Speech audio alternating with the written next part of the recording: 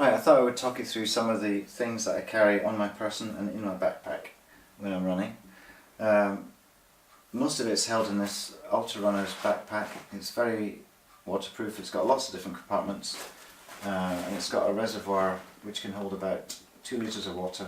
In the morning I have plain water, in the afternoon I put a couple of electrolyte tabs in there which replace my lost salt, which is from perspiration.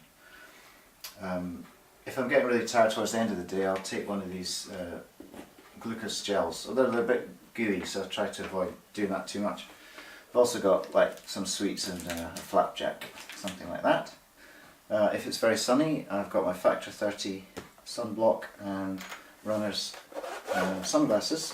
I mean, obviously they work like normal sunglasses, but they're designed to basically not bounce around on your face. You know, they're not like the biggest fashion accessory of the year, but they do the job. In case my aches and pains are getting too bad, I've got some ibuprofen and paracetamol, and if my heels are getting cut up by my shoes, which is quite a common thing, I'll put on a spare plaster just in case.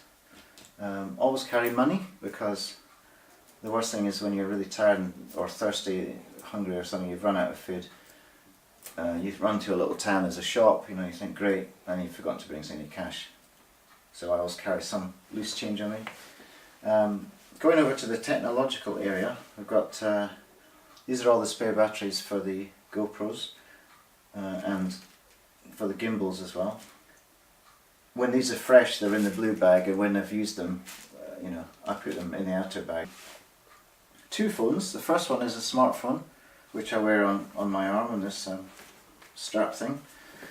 I use that mostly for social media and Instagram, and also occasionally for phone calls, but the battery does run fairly quickly through on that.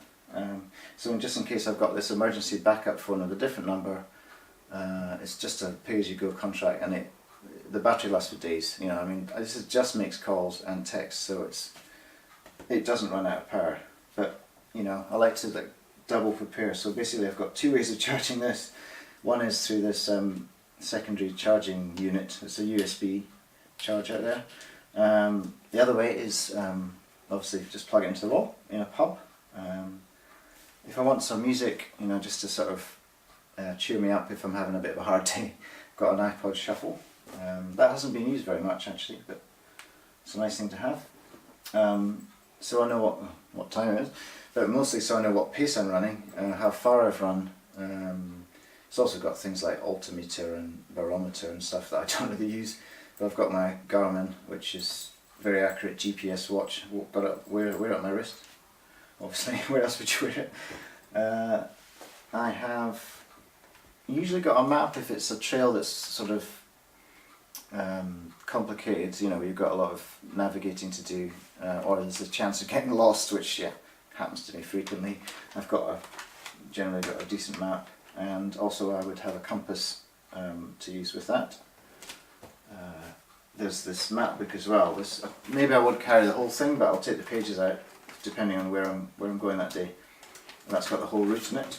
Something that you might not think of, but if you're going to be up on the top of a mountain and the weather changes, it gets really cold, you lose your way, the light's coming down. You know, if in a worst case scenario, this is a thermal bag. Basically, it's like a foil bag that you can wrap yourself in, and it'll keep you warm in, you know, severe conditions.